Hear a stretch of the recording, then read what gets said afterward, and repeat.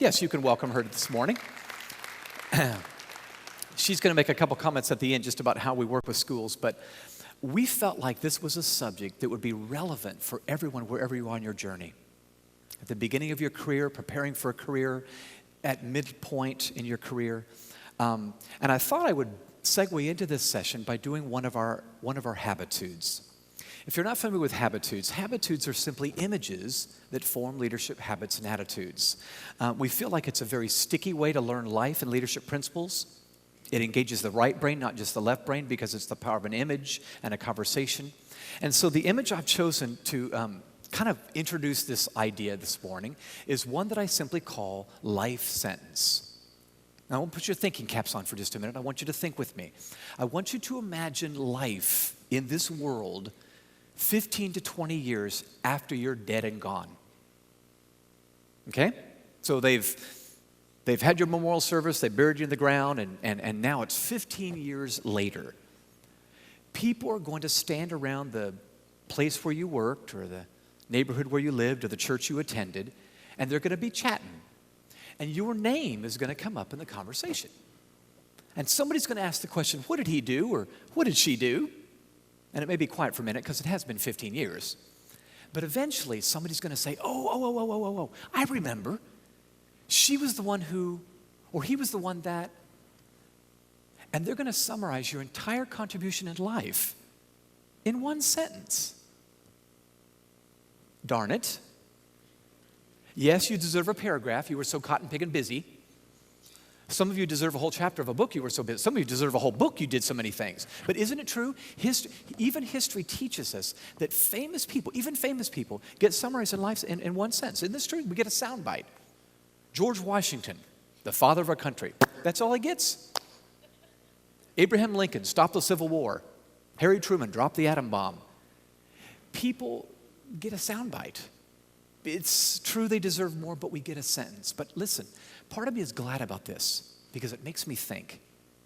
If I'm right about this whole idea, that I'm just going to get a sentence when it's all said and done, what will my sentence be? And what will your sentence be? And by the way, I'm not talking about your mission statement, the one you wrote out and framed and hung on a wall. I'm not saying what you're saying about you. I'm saying what are they saying about you by the way they watched you live your life day after day after day. Was it just great guy, fun party guy on the campus, had a good 401k or whatever? Or is it something more significant? Is the sentence something greater than just the job or the home or the mortgage or whatever?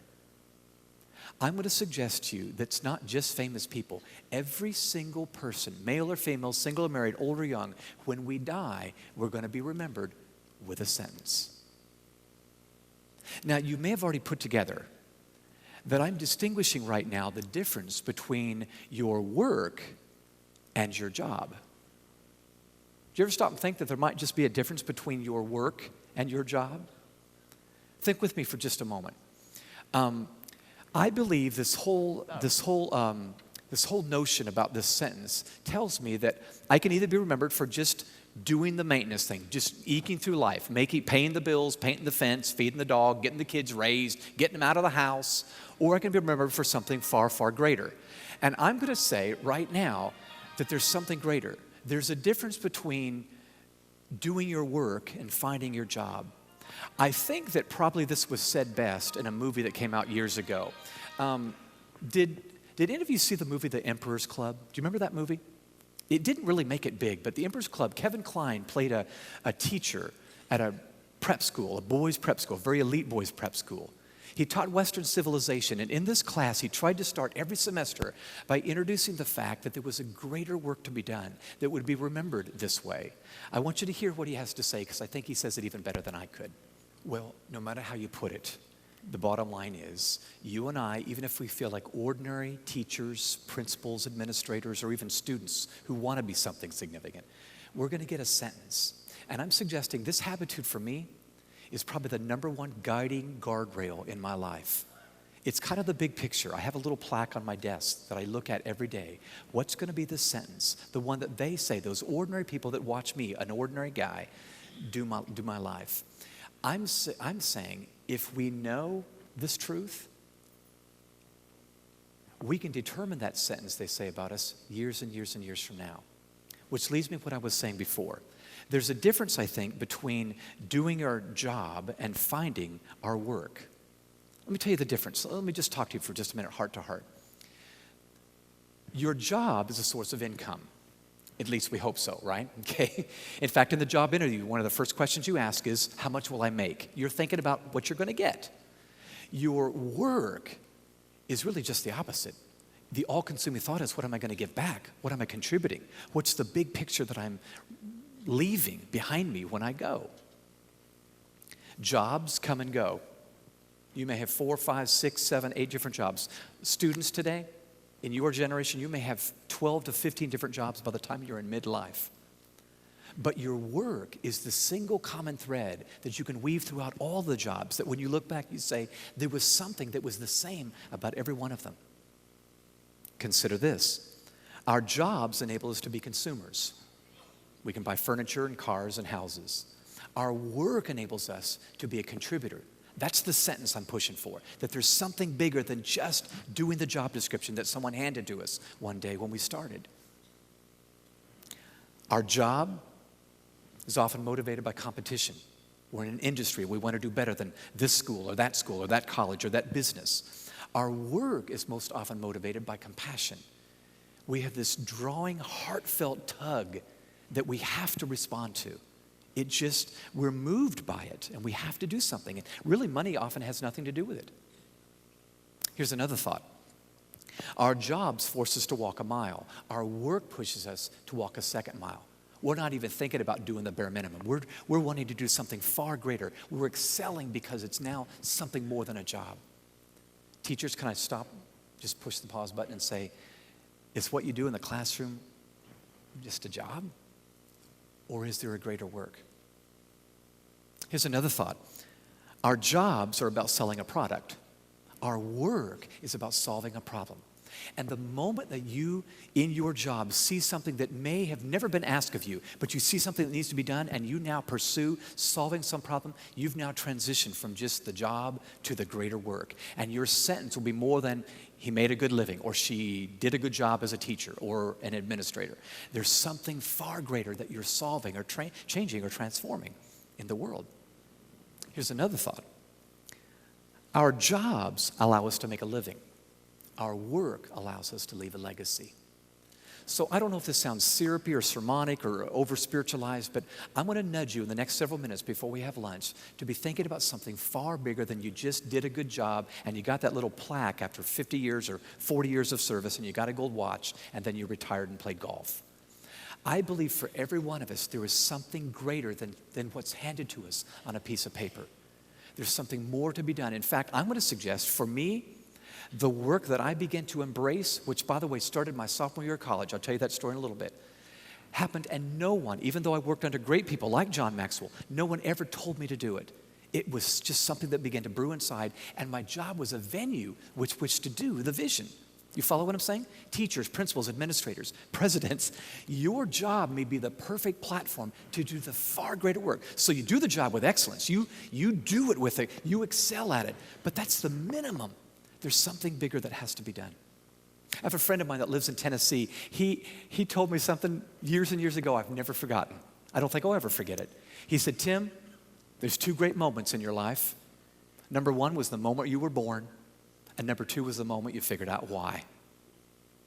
This session, I guess, is really about the why. So I want to jump into this whole notion of the life sentence. And I guess I first want to respond to the question, why is it that we have a hard time just getting past our job? I think there's 2 basic reasons. You need to write this down, but I want you to think with me before we jump into the solution to this dilemma. Why is it that most people, I'm going to suggest most people in this great land that we live in, called America, never get beyond just doing the job? Whether we're educators or factory workers or presidents or whatever we are. Reason number 1, I think we're clueless sometimes that there is anything beyond a job. We grew up in a home and it was only role modeled for us by a good mom and a good dad that you're just supposed to do your job and nobody gets hurt and you make it through your career. I think so many people stop at the job because that's all they ever expected of themselves. But here's another one, and I think this may be as prevalent. I think reason number 2 is we recognize that there is more to do than just a job. In fact, students, listen to me, high school and college students, you grew up in a generation where you very early on realized there was something that you had to do to change the world. I'm not going to take a survey now, but I bet you if I asked of the 80 million millennial kids, I would say most of you would say, yes, I've always had this compelling thought that I'm supposed to do something to change the world. Small part, big part, I'm supposed to do something more than just eke by. I'm going to suggest here's what happens to most of us. We recognize there's more than just a job, but as we age, we become weary and satisfied, and we just boil it down to, as I said, paying the mortgage, feeding the dog, getting that fence painted out back, and we watch football on Saturday. And I want to nudge you again. I don't know if you've grown tired or weary or you just need a word of encouragement or just a reminder. There's something bigger than just a job at stake here, particularly in the field of education. So let's begin to answer some questions. I want to give you some real quick observations before I go any further. Observations on doing your work. Number 1, your work is almost always bigger than your job. I think I've implied that. Your job may be extremely important. In fact, I think teaching in a classroom is extremely important. But your work is almost always bigger than just that. Number 2, your work is seldom limited to a job description given to you by an organization. Although that is fine, and that's a starting point. You should excel at that. It's almost always more. Number 3, your work and your job may or may not have anything to do with each other. I think it's marvelous when we choose a vocation. By the way, I love the word vocation. Taken from the root vocal. It means calling. Where your job is your calling. Where what you get paid to do is exactly what you feel compelled to do. If I can use the word called to do. But listen, I also know people that say, I've got this job and I'm skilled to do it, but I can hardly wait till I do it with excellence, get done, so I can do the greater thing that I really feel called to do. Both are okay. 4, your salary is seldom a true reflection of the true work you've accomplished on the earth. Maybe this is a no-brainer, and call me the master of the obvious, but I'm telling you, teachers, nurses, pastors, you're not in it for the money, are you? If you were in it for the money, you would have chosen a different job. Am I right about this? Okay. All I'm suggesting is that's not a gauge. That's not a good measuring stick. Your work is seldom, your salary is seldom a great measuring stick for the good you're doing. Number 5, your work, I believe, will harness your creativity, your passion, and your resources more than a job description can get you. So let's jump into this whole idea. I talk to students a lot because I think the first step in the leadership journey for us is really discovering what is this work I've been called to do, I'm supposed to do, I'm gifted to do, I'm impassioned to do. I think the leadership journey begins here because I think our greatest influence is going to lie when we discover our gifts and we begin to serve it up to the world. Can I say that again? I think our greatest influence lies in the discovery of our gift and our passion, and when we choose to serve it up to the world, that's when we begin to ripple with influence. It's not connected to a job or a title necessarily, we just naturally influence. So how do we discover our work? Can I just give you 4 words to jot down? I want you to consider these. In fact, I'm hoping that all of you will say yes, as I've been sifting out my work, what John called a dream in the last session. Hopefully you discovered it through one of these. First of all, the first word I'd have you jot down is the word thunderbolt. Think with me now. For some of you in this room, you would say it happened in a single day. I was in a conversation, or I attended a meeting, or I was meeting with a mentor, or I was reading a book, but during that time, something became crystal clear. And just in a flash, it became clear. This is what I'm supposed to give my life to. Now, this is very rare. I would say probably 10% of the population get the thunderbolt, revelation, or vision, or whatever, but it does happen for some. The second way we discover our work is what you might call walking through open doors. Students, listen to me. For many of you, maybe the majority of you, this is how you're going to understand it. You'll say, you know what, when I was young, in fact, I am young, I didn't understand the big picture. I didn't know what was going on. It was very sketchy, but all I knew, there was a door in front of me. And when that door opened and I walked through it and I executed what I was given to do, I noticed there was another door that opened, and I walked through that second. And when I walked through the second door, a third one opened, and then a fourth, and then a fifth. And it was simply you doing what you do to do what was right in front of you. And it was only in looking back that you began to see, oh my gosh, this has been the greater work that I was supposed to be doing on this job. For many of you, because you're really good one step at a time type people, this is how it will happen for you. The third way we discover our work is what you might call a guide on the side. And students, I wish this for you. I'm hoping that you will have someone that you would say that was a mentor or a life coach or just someone that was a couple of paces ahead of me, that came next to me one day and in a conversation, they said something that I will never forget, and it guided me. In fact, they were the ones that more objectively than me saw what I could do and said so. And perhaps they said something and have forgotten about it, but you've never forgotten about it because in that moment, that was like a word that just described, this is what you're supposed to be doing. The fourth way I think we discover our work is my favorite one because it's the one that's happened to me. You might call it growing awareness. And by growing awareness, I simply mean this. Perhaps as a young adult, you began to get a very good but sketchy big picture of what you're supposed to give your life to. It wasn't necessarily tied to one specific task or function or job, but it was this arena. This is the community or arena or issue I want to give my life to. And as you walked toward that general big sketchy picture, the details started getting filled in. The blanks were filled in. The colors started coming to, and you were moving towards something general that became very specific at this point in your journey. Now let me just stop down and just ask you a question. Do any of those sound strangely familiar? Do any of them seem like maybe that's how it's happened for you? Can I tell you what all four have in common? And maybe this is, again, a very simple principle that you don't need to hear, but I'm guessing maybe some of you need to hear this. All four of those have at least one thing in common, and that is the good execution of your current opportunities are what leads to the volume of your future opportunities. Students, did you hear what I just said? The great execution of your current opportunities are what determines the volume and value of your future opportunities. If you're doing it very well now. And by the way, do you know why this is such a big deal? Because it's so easy, particularly about 2 decades into your life, to think, well, boy, what I really want to do is this. I got this lousy thing going on right now, but boy, what I really... No. The lousy thing and how you execute that lousy thing is exactly what you need to do to get to that greater thing. Adults, would you not agree with me? Wouldn't you say the very first job you had, my goodness gracious, you hated that thing. And yet wasn't it the very platform that built something in you that led to the next thing and the next thing and the next thing? So, with that in mind, I want to right now move to what are the ingredients that help us to become intentional about discovering our life's work. Let's just suppose for a minute that you and I were to sit down at Starbucks and we had an hour together and we were just going to talk about your life, your work, what it is, that bigger picture that you're supposed to give yourself to. That you love your job, you're in education, this is important, but somehow you know there's got to be something more. There's something still churning inside of you. Well, the first thing I'd probably say is I'd probably tell you a couple of stories. I don't know, maybe I would. There's a great story that came out of the early part of the 19th century. It was about a military general named General Taylor.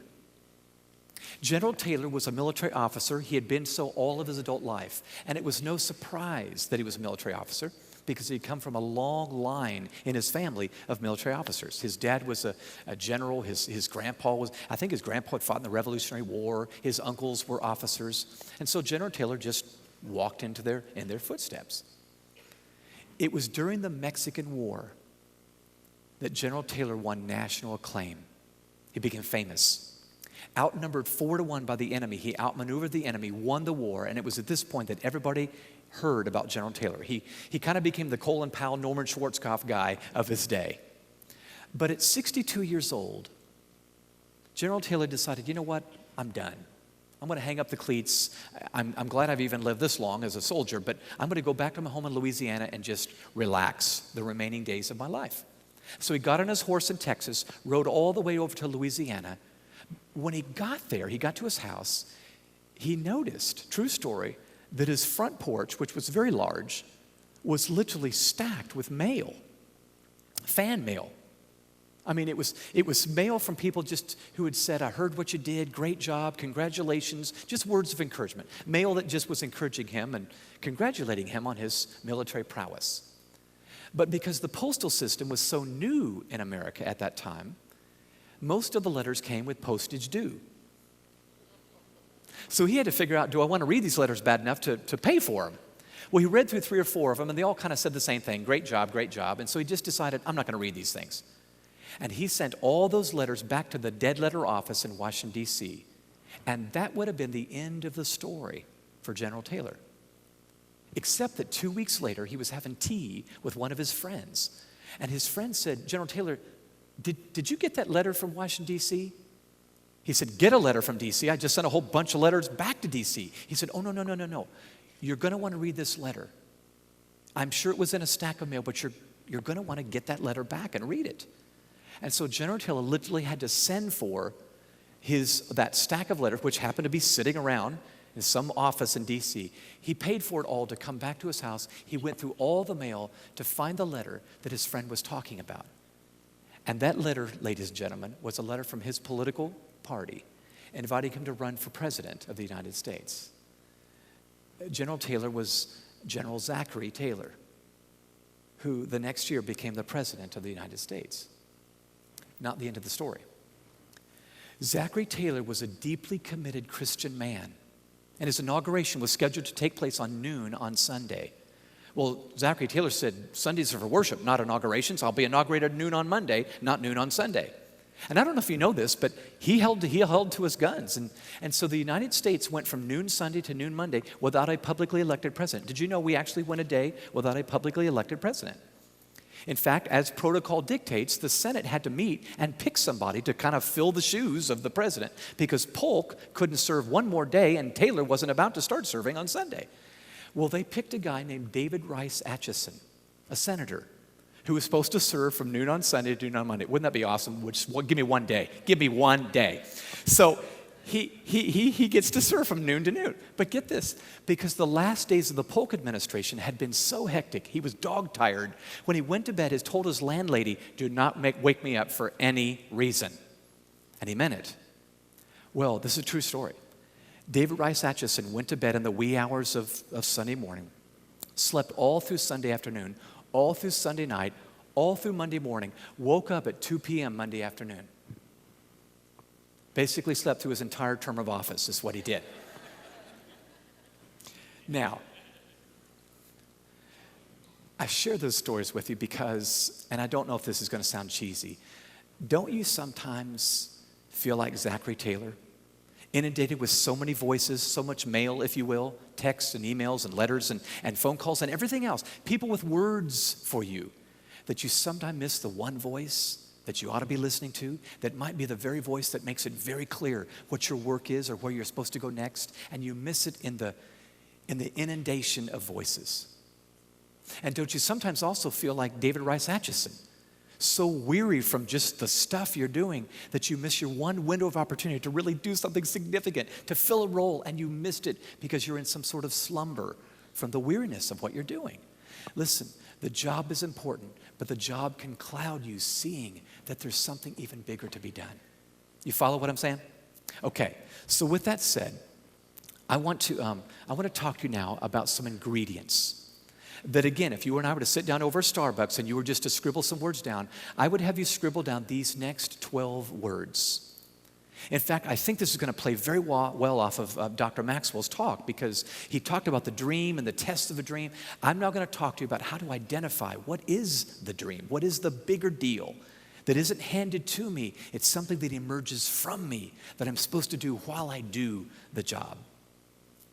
Ingredients in discovering your work. These are very, very simple. In fact, some of them are no-brainers, but I would just ask you to at least make mental notes of these next 12 words that I think are going to be guardrails as you discover this work. In fact, what I would say is this would be brilliant, I think, to jot down and then later take 2 or 3 hours where you can just get completely alone and take these 12 words, a pad of paper, and maybe a pencil, and respond to these 12 issues I'm about to give you. And see if you don't find a common thread throughout your responses to all or most of these 12 things. So here we go. Number 1, jot down the word burdens. Burdens. Now, I don't know if this is a word you use in everyday conversation. In fact, sometimes this is a spiritual word, but listen to me. I believe every one of us have some set of burdens. Here's the question I want you to answer. What is it that when you see it makes you angry or makes you cry or causes you to emote? Do you ever watch the news at 6 o'clock and when certain stories come on, you just want to stand up and say, somebody should do something about that? That might be a tip-off as to this greater work that's supposed to happen. And by the way, it may be very much overlapped with the job you have. But the point is, something just churns inside of you, and it's a little bit depressing. In fact, you know why I underscore this? I think most of the time in America, we're conditioned to run from burdens. We don't want to do anything that makes us unhappy. Isn't this true? We want to be happy, let's go watch a comedy. It's true. I'm saying some of the greatest works happen from people that are first allowing themselves to be burdened by a problem that needs to be solved, and they won't let up until they solve it. Here's another one. Passions. This is a second cousin to burdens, but you know what passions are. We're talking, probably passion is an overused word right now. But by passion, I mean, what is it that just lights you up? It's an issue that, not just the burden part that kind of depresses you, but this is perhaps an activity you might do to address the burden, that when you get to do it, you are fired up. And it's not about money or paychecks or bonuses or anything like that. It's just something that moves you. You'd do it for free if you could. What impassions you or lights you up when you get to do it? Here's another one. Strengths. John talked a little bit about strengths, but let me underscore this and let me elaborate even a little bit. If you've read anything about strengths from Gallup or Marcus Buckingham or anything else, you know that strengths basically involve your talents, your gifts, your acquired skills, and your knowledge. That packaged together are the God-given strength that you have inside of you that perhaps most people don't have, at least in that area. You need to know that's a tip-off as to your work. I mean, doesn't it make sense that your greatest strength will be what you want to groom and cultivate and build, kind of like a muscle, and then use to serve the world? Absolutely. Students, find out as much as you can now. Take a strengths quest or do something, or just have conversations with mentors that know you and discover what is it that are natural talents, gifts, acquired skills, or a base of knowledge that you have that the average person doesn't have. I think it's a tip-off. Here's another one. 4, wasn't a math major. 4, hallmarks. By hallmarks, I mean, when you look backwards into your past, are there certain hallmarks or signposts, events or people or meetings or books that you read or mentors that you had that you would say that was a hallmark, that was a marker in my life? Here's what I've noticed. When I look back at my life at least, there are certain markers that were pointers that led me into the right direction. And so if I would look at this, it isn't just random. That's good news, isn't it? It isn't just random. Everything was a preparation along the way. You get this. So what are the hallmarks? Are they pointing you in a certain direction? What books have you read that have marked your life? What mentors have you met with that have just spoken into your heart and they were transforming? What experiences, both negative and positive? I have been in 7 car crashes and 1 plane crash in my life. I know that's kind of weird, but they have given me a sense of urgency like nothing else. And I believe they have been used in my past to give me this sense of urgency that I have now. I think those negative experiences were positive outcomes. Here's another one. Results. Now, if you're in your career, you already get this. I believe when you look at the myriad of activities that you do, certain ones you do, and you'd hate to say it out loud, but you're just good, and you get the job done when you do it. You produce fruit. I'm just saying, doesn't it make sense that might be a tip-off as to not only doing a job, but doing a greater work? Applying those strengths which bear fruit to some greater thing is exactly what we need to be doing. And students, I'm telling you, pardon me if I don't know how I'm going to sound. I'm going to say this anyway. I wish somebody had walked me through this at high school or college level, and I just began to look at what was I doing that was doing something besides moving things around. What is it that gets results when you do it? Here's another one. 6, satisfaction. Here's my belief. You can eat the fish and spit out the bones here, but here's what I believe.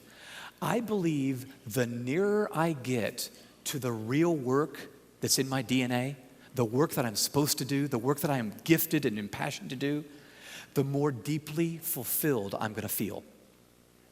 In fact, do you guys remember, I'm sure you do, remember when you were a really little kid and you played with your friends and you played that game, hot? Remember this game? Okay. Some of you are still playing? Okay. Well, this game is such a great picture of what I think happens. I think the closer you inch, it's almost like warmer. You'll have a deep inward sense of satisfaction. In fact, you'll wake up and you go, this is what I was built to do. I love what I'm doing.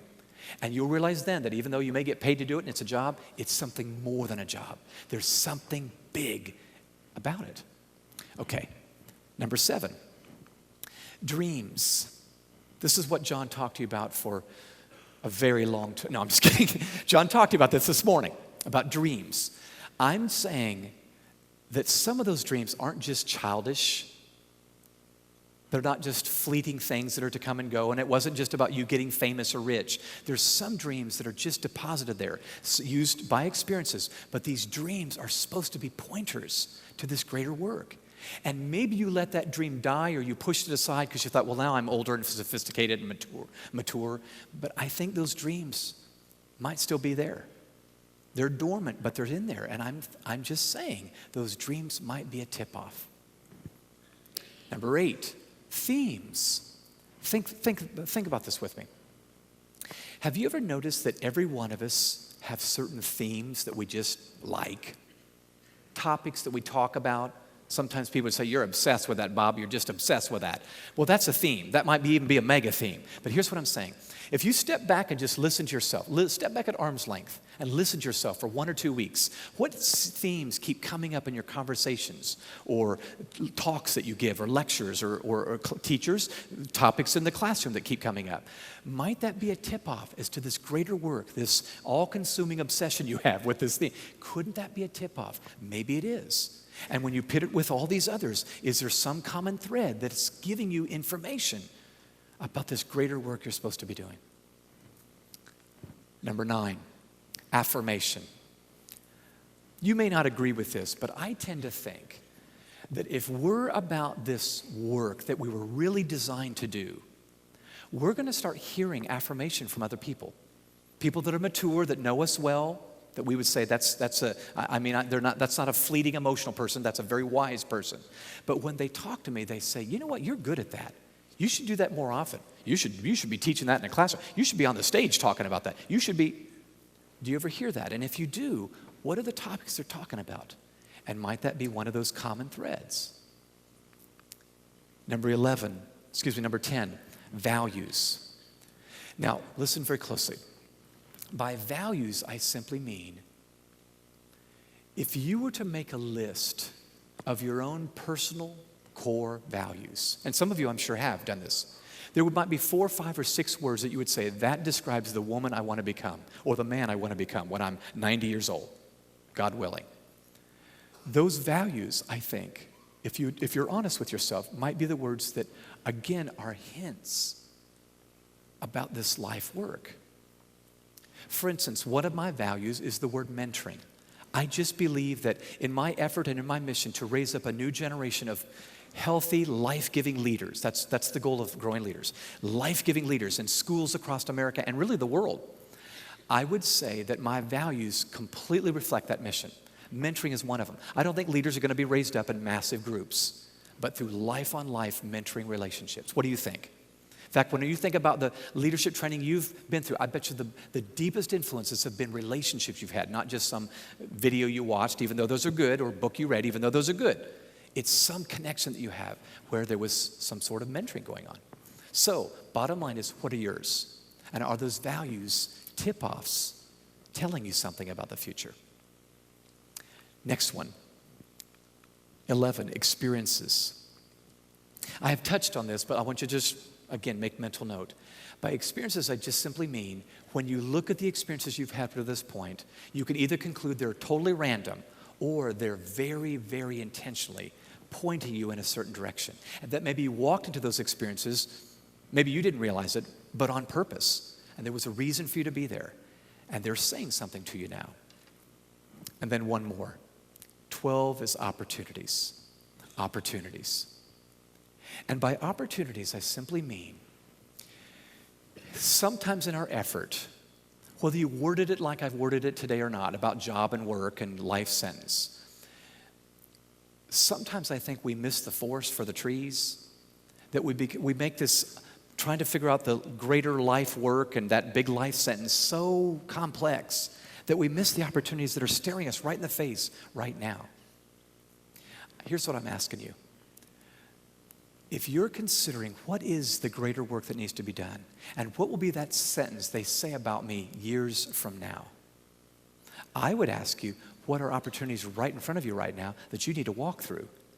And you don't need to deliberate anymore or analyze or have a committee meeting or anything. You just need to get up off your bottom and do something about that opportunity. Let me illustrate. I mentioned earlier that when I was a sophomore in college, I first started thinking about this. It was very strange, I understand, because most students by sophomore year are not thinking about their death or their big picture life. They're trying to make it through finals and nobody gets hurt.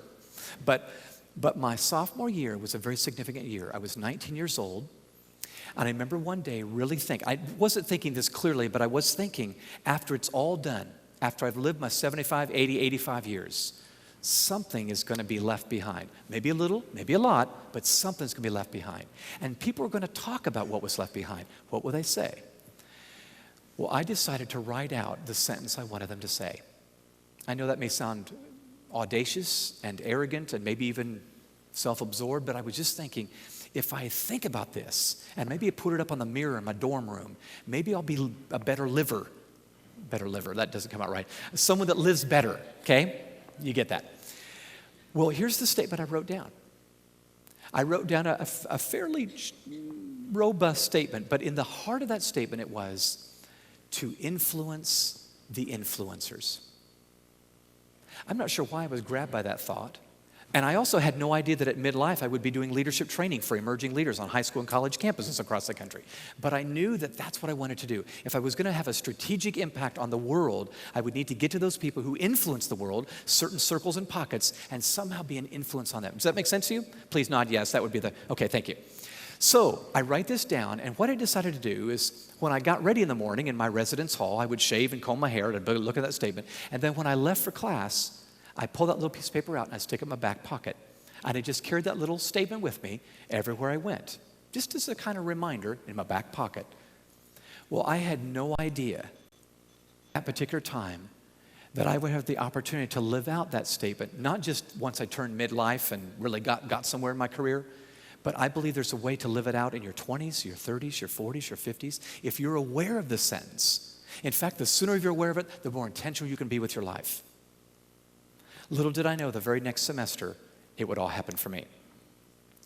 I was working with a youth group in a church at the time. In fact, it was a full-time job. I was going to school part-time and doing that. I was working with middle school, high school students, and I got home one Sunday night, put my keys on the desk, turned on the TV just to kind of unwind, and lo and behold, there was an episode of 2020 on TV way back then. You all have seen 2020? Okay? It's been on since the book of Leviticus, I think, okay? Anyway, 2020's on TV, and Barbara Walters, Hugh Downs, and all the gang are interviewing this particular night all the members of the heavy metal band Kiss. Y'all remember Kiss? Okay? They've been around longer than 2020, I think. Anyway, there they are, Gene Simmons, Ace Frehley, Paul Stanley, Peter Criss.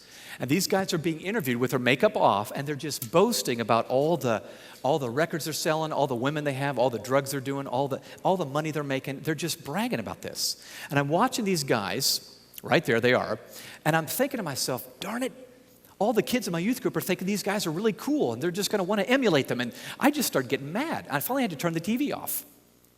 And I just took a walk outside of my residence hall, and I started thinking, this makes me mad, because my kids were completely in love with Kiss at the time. Let me just say that. Well, as I'm walking around outside, I got to tell you, I didn't have any great thoughts, except that I had that dumb little piece of paper in my back pocket. The sense that one day I'm hoping I will be remembered by. And I pulled it out and looked at it. And I know this sounds crazy. I know it sounds wacko. But in this moment, it came to me that maybe I was supposed to talk to Kiss about their influence.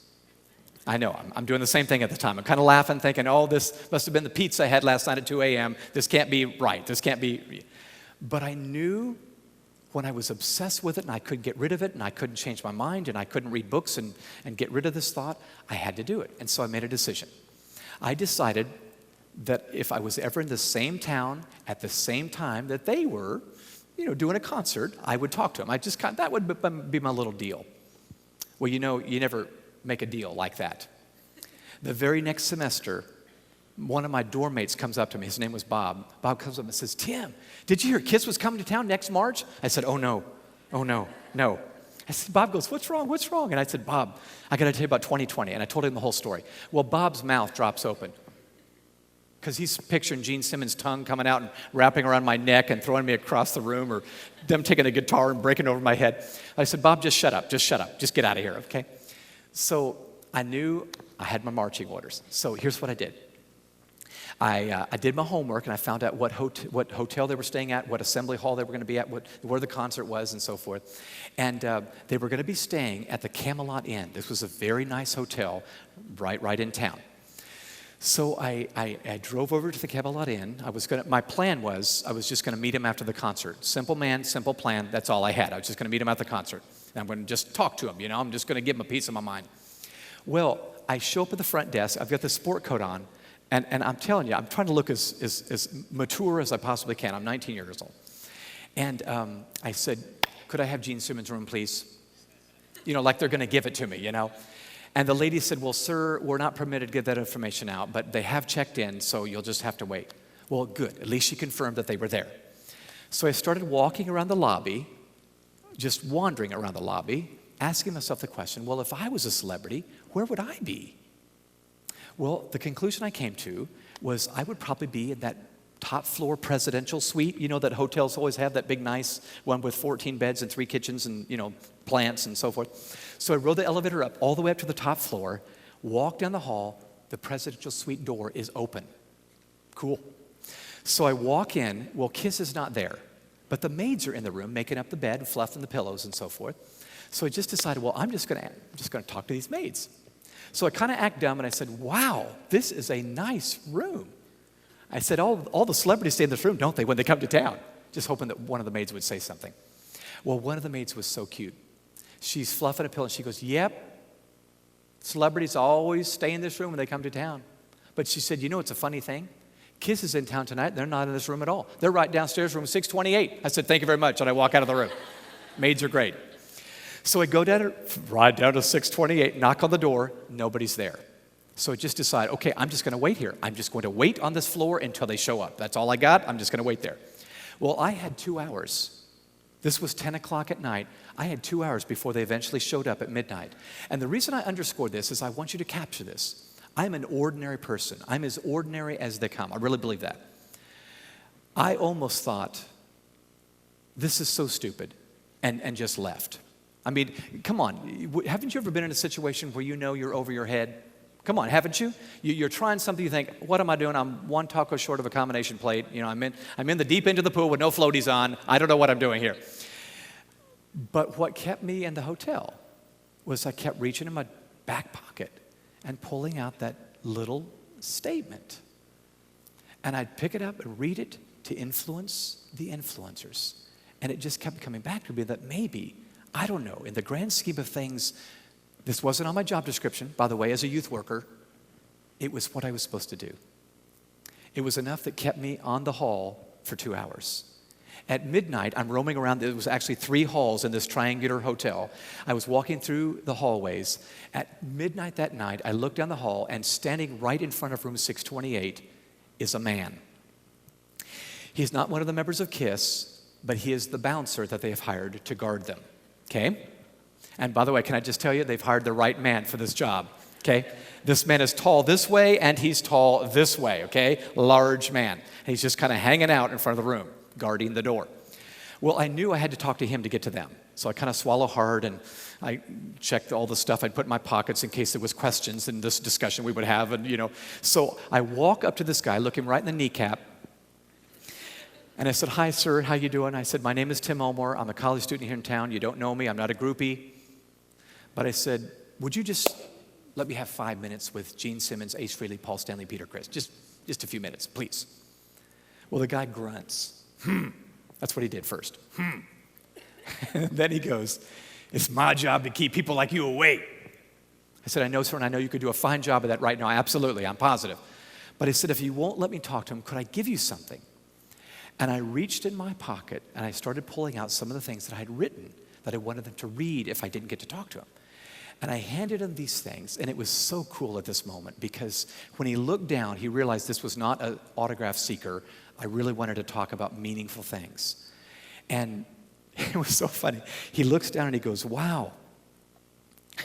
Well, actually used a different word than wow, but today we're going to use the word wow, okay, in this conference, all right? He said, wow. He said, what you want to talk to them about is pretty serious, isn't it? I said, yes, it's very serious. He said, well, I'll tell you what. I'm not supposed to tell anybody this, but every night after their concerts, about 2 o'clock in the morning, they always go down to the bar for a little nightcap.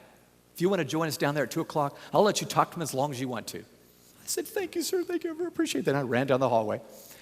Well, now I had 2 more hours. It was midnight. I had 2 more hours. And again, I'm not trying to over-dramatize this, but during that 2-hour period, I almost just walked out thinking, what am I doing? This is stupid. What do I think I'm going to do?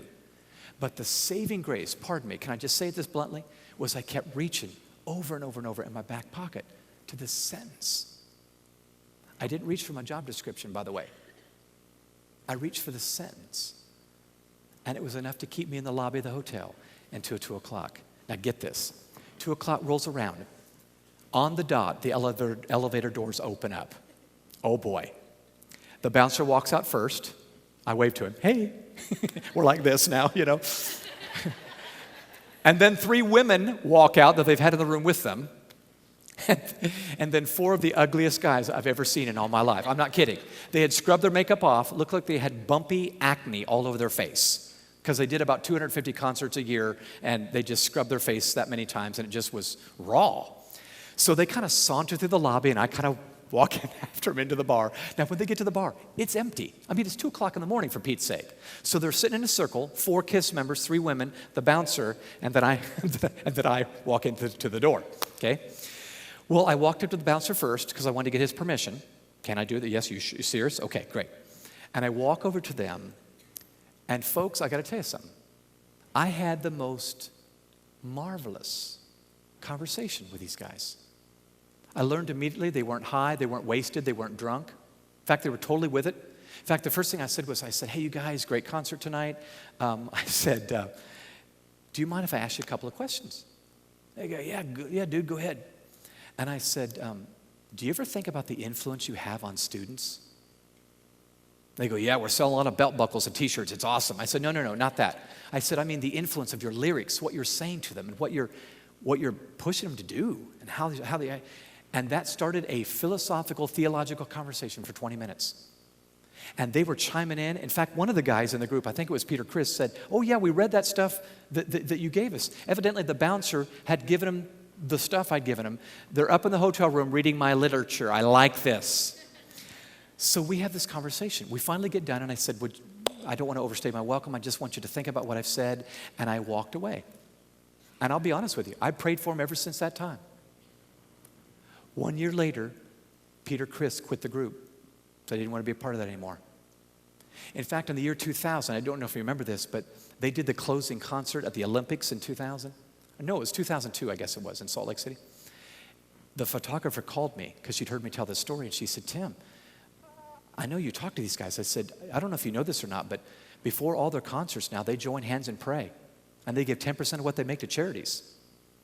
Now, I'm not saying they're done yet, but I'm going to keep praying. But here's my point. Teachers, principals, superintendents, students, business people. Can I underscore one more time? Nobody asked me to do that. In fact, that conversation led to many other great conversations with different celebrities. But here's my point. When I became aware as an ordinary wingnut, foul-tip bonehead about what sentence really was supposed to mark me, it's pushed me. John Maxwell has been a great mentor for me. It's pushed me even more than him. Knowing there was something bigger than just eking by, getting off on Friday, and I can hardly wait till the weekend. There was a work to be done. And for every one of you teachers, can I just remind you, you're in front of 24 kids or whatever it is every day in that classroom. There's a work to be done. Principals, you're leading the school, and those teachers are CEOs of the classroom, and you're the CEO of that school. Are you leading it well? And is there a greater work than just good test scores when it's all done? Is there something more than just they graduated, even though that's important? Are we building something? Superintendents, you're leading a whole region of schools. What marks the personalities and complexions of those schools? What is it? Is there a greater work being done? In just a minute, I'm going to have Holly come up, but I want to kind of close this way. Because I know so many of you are educators, I was reminded as I was just reflecting on this thought about a great movie I saw way back 15 years ago. I know it's old, but some of you may remember it. Do you all remember the movie Mr. Holland's Opus? Wasn't that a great movie? That's a 3 Kleenex movie for me, I gotta be honest with you. May I remind you of the point of the plot in that movie that was based on a true story, by the way. Glenn Holland lived up in the Portland, Oregon area. It was a story of a guy named Glenn Holland, who was not a teacher, by the way. His entire goal in life was to get rich and famous composing this symphony in New York City. That was his goal. In fact, he took a job as a teacher at John F. Kennedy High School for 3 years. That was his goal, 3 years, just to save up enough money to get to New York and get rich and famous doing this big symphony. Well, you remember the story, don't you? The 3 years he had committed to turned into 30 years. He couldn't leave because he saw the needs in these students, and he knew that he had what it took to meet those needs. And one by one, watch this, he reluctantly invests in these students after hours. In fact, remember, early in the show, early in the story, there's this little red-haired girl with big pigtails and a clarinet in her hand, and she says, "Mr. Holland, would you tutor me in the clarinet, please?" And he reluctantly looks at his watch and says, "Okay, you can meet me at 6:30 in the morning, and I'll tutor you in clarinet." And very quickly the next morning when he meets her, he realizes that the real issue of her life is not clarinet. It's self-esteem. She's a very smart sister, and she feels so dumb, and he just speaks words of encouragement to her. Speaks life into her. And then there was another student who was an athlete that was going to get kicked out of the school unless he learned to play in the band, and so he teaches him to play in the band. And then there was another and another and another. All through about an hour and a half of the storyline, Mr. Holland is reluctantly doing something that no one ever asked him to do. He couldn't leave the school, though, because there was a work going on. In fact, remember at night he'd go home to his wife and say, "Honey, I don't even like these kids." But he was pushed by something on the inside, not by a job description. If you remember how it ends, toward the end of the movie, and in this true story, Mr. Holland is called into the principal's office. And the principal says, "Glenn, you've been a real favorite teacher around these parts for 30 years, which makes what I'm about to say very difficult. Due to budget cutbacks in the district, we're having to cut all of our music and all of our art classes. I'm sorry. I'm going to have to let you go." Well, Mr. Holland is devastated. He's so angry, he gets up, his hands are shaking. He starts yelling at the principal because what struck him is, "You mean to tell me I've just wasted 30 years?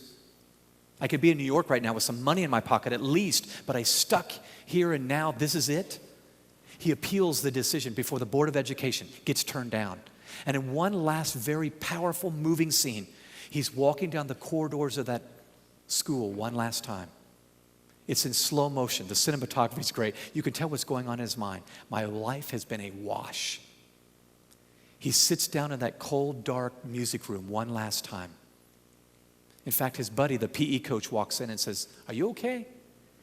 And Mr. Holland puts it all into words, what he's feeling, what he's thinking. He says, "You know what's funny? They drugged me into this gig kicking and screaming. And now it's the only thing I want to do." And then he said, "But you know what else is funny? Just the minute you think that what you do really matters, that you count for something, you get a wake-up call and you realize, well, no, you're mistaken. You're expendable." And then he just begins to moan about the fact that he's too old to start a rock band and too young for the nursing home, and he doesn't know what he's going to do. Well, his buddy, the PE coach, gets up and says, "If you're sure you're okay, I'll let you go." And he walks out. Mr. Holland gathers up one last box. His wife and his son join him, and they walk down the hallway one last time as they leave the building. But you remember, it's not done yet. When he gets to the lobby, he hears a noise coming from the auditorium. He says to his wife, what's that noise? And she kind of plays dumb and says, "I don't know, check it out." And she walks over to the auditorium with him, and they open up the doors, And do you remember? He sees that the auditorium is filled with his students. 30 years of students. Class of 65, class of 71, class of 83, class of 94. 30 years of students. Some of them are kids with kids, and it's amazing. And he realizes they're there, they've gathered there to say goodbye. Now remember, this is the guy that thought the whole thing's a waste. He starts hugging and shaking hands with these different people that he hadn't seen in decades. And when he sits down up front, the governor of the state steps up to the podium. It's female. Happens to be the little red-haired girl he had mentored back in 1965 in that clarinet. She's now the governor, and I love it. She says, rumor has it that Mr. Holland feels like his life is a failure because he always wanted to get to New York and get rich or famous, probably both, composing this symphony. And then she looks at Mr. Holland and says, but Mr. Holland never made it to New York, never got rich or famous off of our salaries. But then looking him right in the eye, she said, but Mr. Holland, if you feel like your life is a failure, that would be where you're wrong. And she gestured, look around you.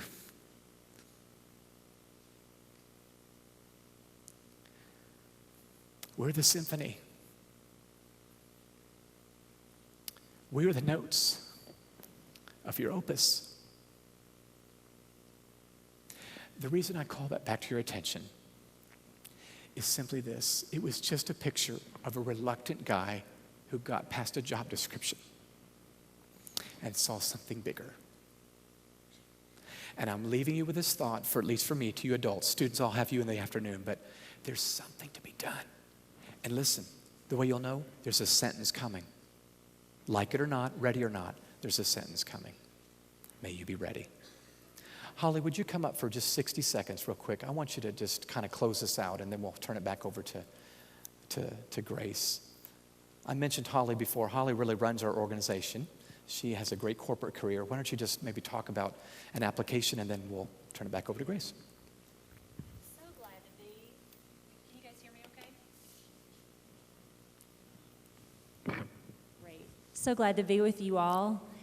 I just wanted to just briefly let you know that, Tim is the founder and president of Growing Leaders, and our organization, our team exists in Atlanta to serve all of you in this room. We have the undeserved privilege of working with about 2,000 schools and nonprofit organizations and churches that have a heart to pour in the next generation. So we have a whole team of people that we just eat, sleep, and breathe student leader development. That is what we absolutely love. And as wonderful as this day is, and as much as we applaud the work that Grace and Danetta and everyone that's doing here in Kentucky, our heart is, what will you do when you go home? And we have a lot of programs and curriculum and support both for students and for faculty and staff so that you can continue this leadership journey with your students when you go back home. So Tim mentioned the Habitude series. We're going to introduce the students to that. We're going to have a lot of fun with you this afternoon. And so we've got all kind of resources for you to use in the classroom, in clubs, in boys and girls clubs, in church youth groups. So I'd love to chat with you about that. I'll be here today. And we have a book table out in the front with all of those teacher resources. And I also wanted to mention that Tim's newest book, Generation IY, Our Last Chance to Save Their Future, just came out in August. And in it, he unpacks all of the latest research on this current generation of students, and then it's chock full of lots of practical advice on how you can better connect with them in the classroom. So our heartbeat is to serve you as you serve students, and those of you students that are in the audience, we can't wait to be with you this afternoon. We believe in you, and we just want to blow wind in your sails today. So I think we're going to get some directions for lunch from Miss Grace. Thanks, everybody. And let's give Tim a big round of applause, too. Great job, Tim. again, this was a very affordable day because of a lot of sponsors. So what we're going to do very quickly, here's our plan of attack, is we want to recognize them very quickly. So Stan Riggs and Ann will come on up on stage that are going to help present those plaques. Stan, Ann, there they come. And I'm going to announce these folks. Hold your applause till the end. They're going to come across. We're going to present them a plaque, and then they're going to have, where'd Dr. Maxwell go? There you are. And Tim, do you mind posing with them too? And Robin, you can be up there to help them. But we want to recognize these folks so that we'll get Stan up here. Stan is Executive Director of KEDC, again, who has helped create this exciting thing in the first place. And Stan, we can't thank you enough. So thank you very much. But the first group I want to recognize is our universities that came because they agreed to set up some displays and also help fund some things. And so we want to thank them. Sullivan University, we got Marika Adams. Is Marika here? You'll come on down. And also as they're coming down, if the folks will go ahead and start coming down this way, we also have Lacey Midden with us. If Lacey will wave as she's cruising down. There's Lacey. They are the Kentucky...